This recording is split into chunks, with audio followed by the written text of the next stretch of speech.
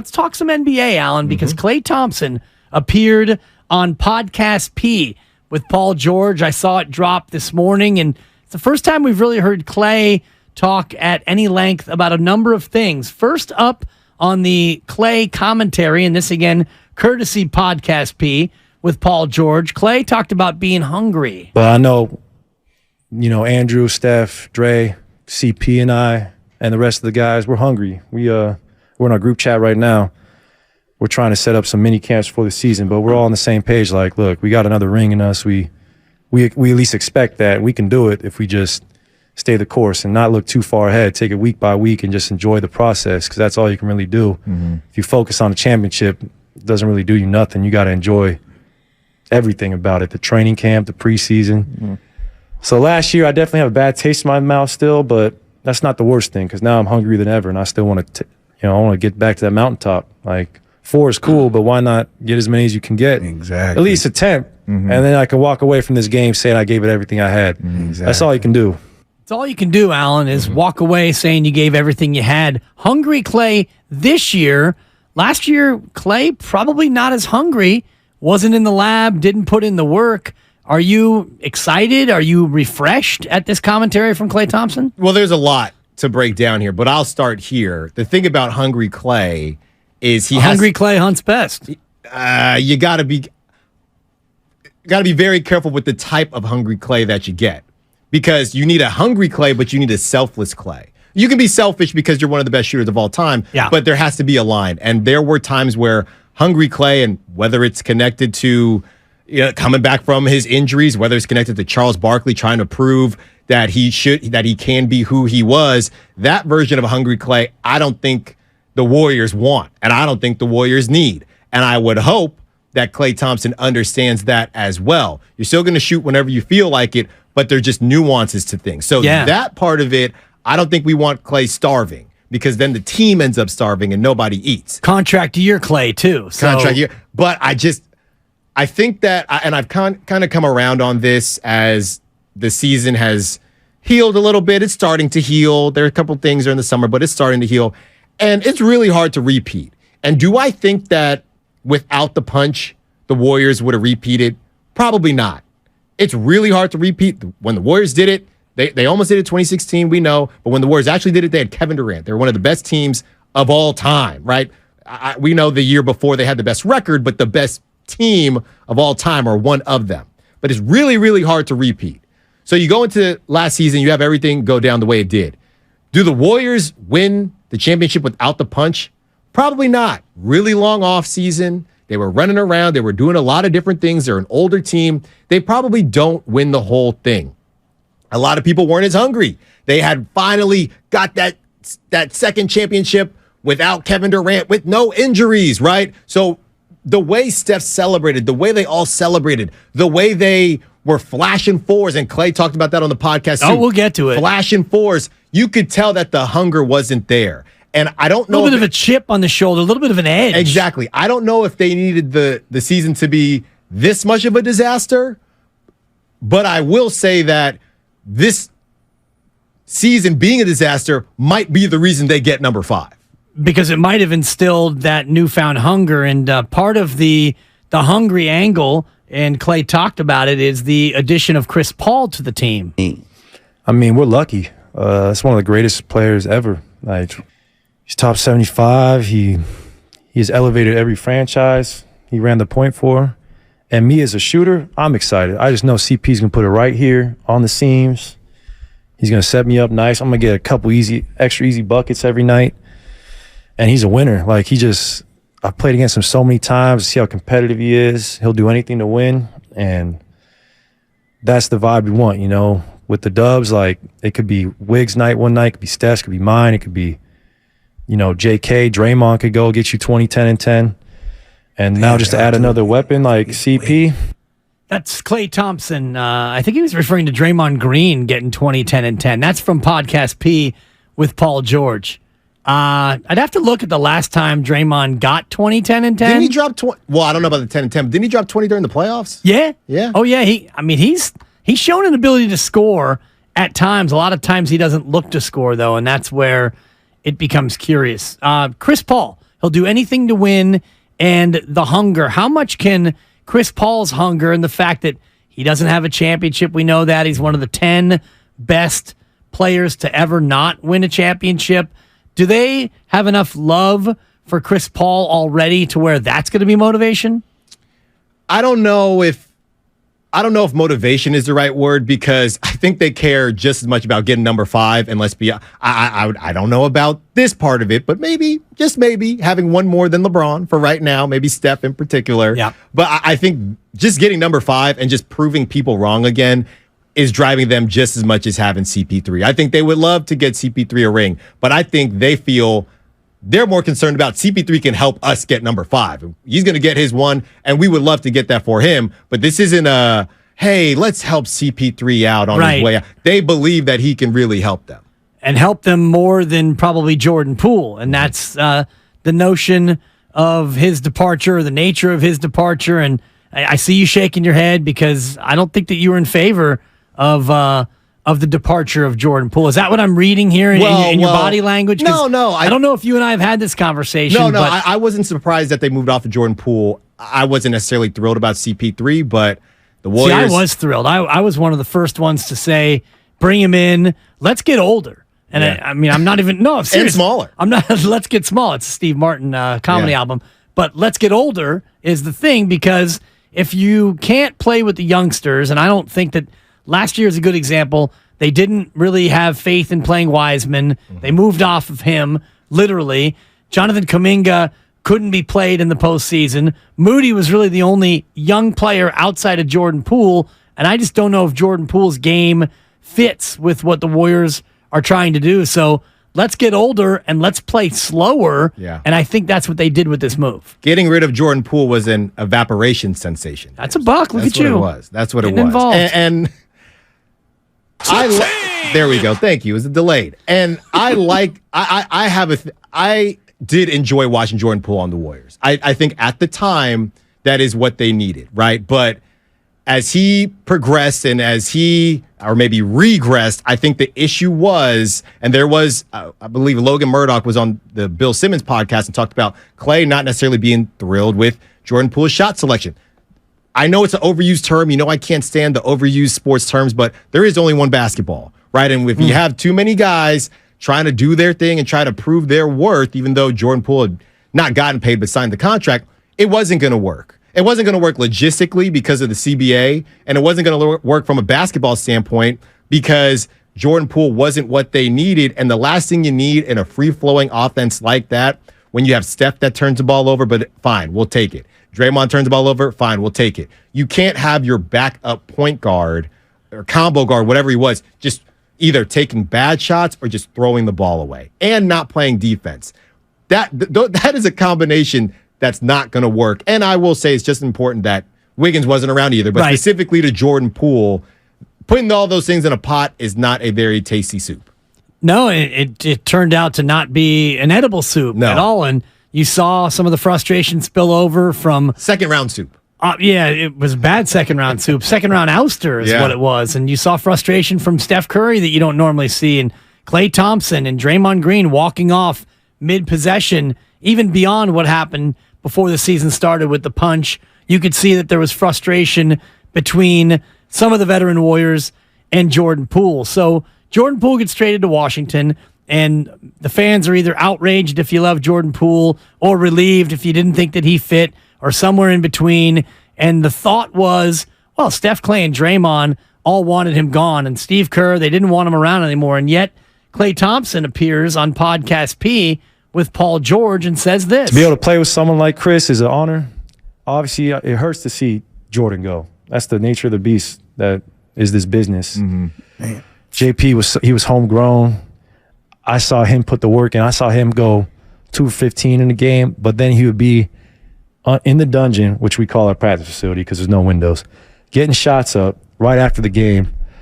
And that reminded me of my younger self. Like, I would have a terrible shooting night in Oakland at Oracle. I would drive to the practice facility in downtown Oakland. I would do the same thing my second year. And I'm like, I don't have the energy for that no more. But to see JP follow that same footing, I'm like, man, this kid's going to be special. And we wouldn't have won the championship without him. Like, he was so important to us when Steph went down and we played that series against Denver. I mean, so Jordan is forever going to be cherished in the Warriors lore just for what he did and helped bring us back to where we needed to go. And I know he's going to do great things in Washington. And it felt good seeing him last week.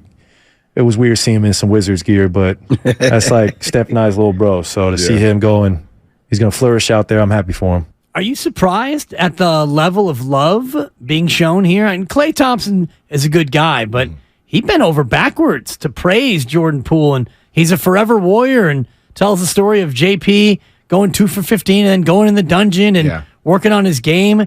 Does it surprise you? How do you feel about this, hearing all this praise now after the fact? First of all, it makes me happy because, Jordan Poole, a lot of people are I get it, whether you're fans or whoever, it's what have you done for me lately? And Jordan Poole had a pretty rough season last year, but he was a huge reason as to why the Warriors won in that 2022 season. And people so quickly forgot. He was first person to get punched and nobody really feel bad for him. I don't know. It was impressive how that whole thing went.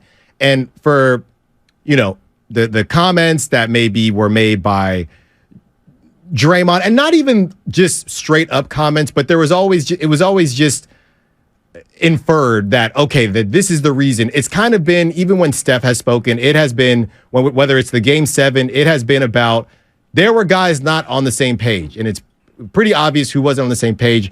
Jordan Poole wasn't happy with his playing time, and that has kind of taken over as he's the selfish guy. He cares about himself. When going into 2022, when he was balling out, it was Draymond himself. This guy was almost out of the league. He worked his butt off to get back. So to see Klay try to really help bring back the narrative of who Jordan Poole is, right? And there were jokes about Jordan Poole in the Wizards gear looking sad, right? But because it was a rough go how everything ended. Yeah. And I really do applaud Klay for just speaking on Jordan Poole and saying that was their little bro, right? Because that takes a lot, and it just closes the chapter for me.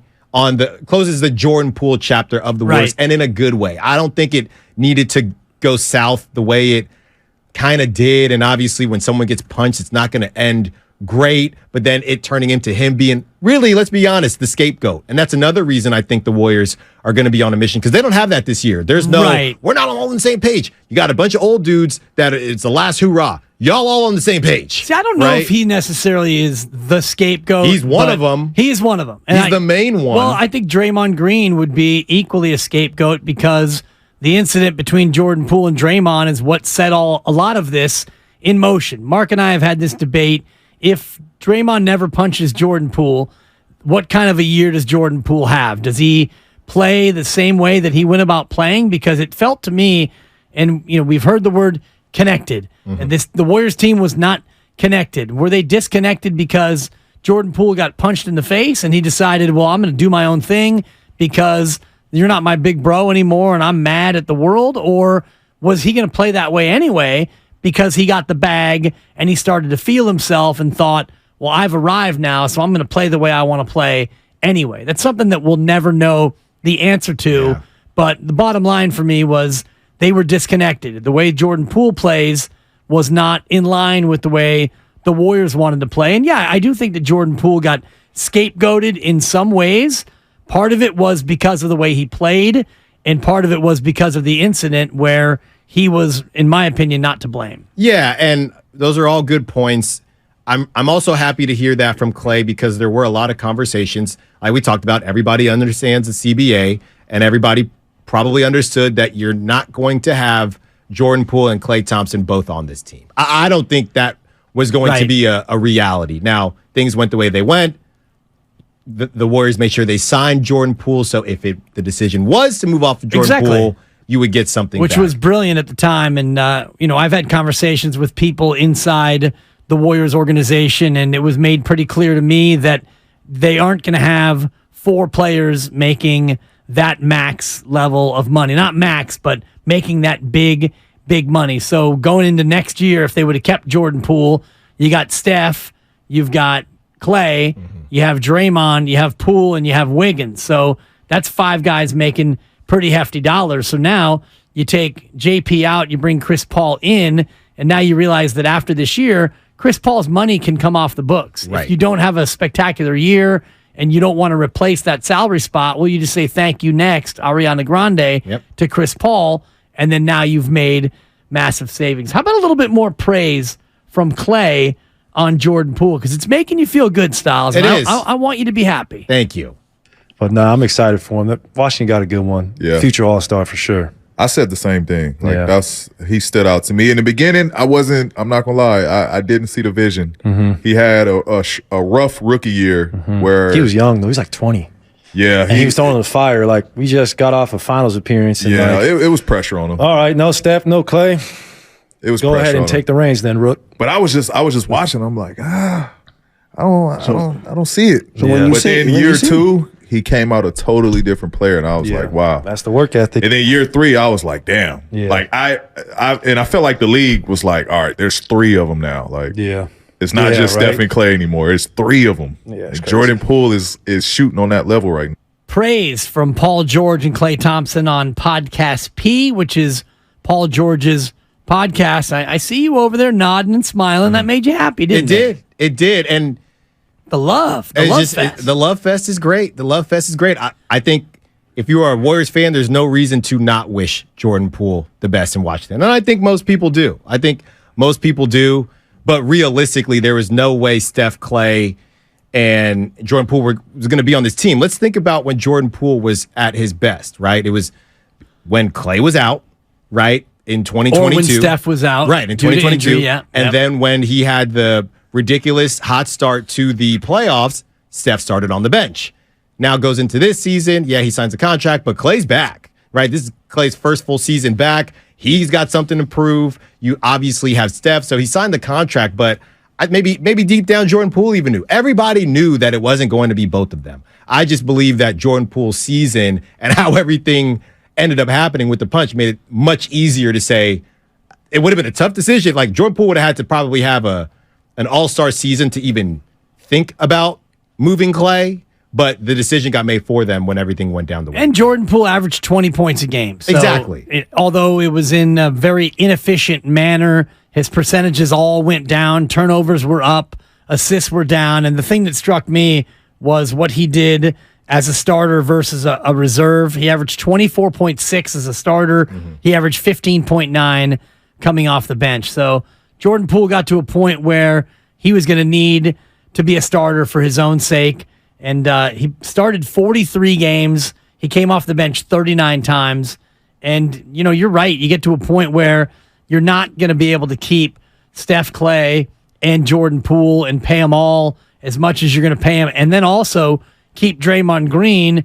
And, oh, by the way, Andrew Wiggins is a guy making north of 20. So at some point, something had to give. One more from Klay on Podcast P with Paul George. And I actually haven't heard this one yet, but it's something that I was disappointed about or disappointed in when it comes to Klay Thompson. And that's the 4-finger salute that he gave to Booker and the Suns. Here's Klay Thompson.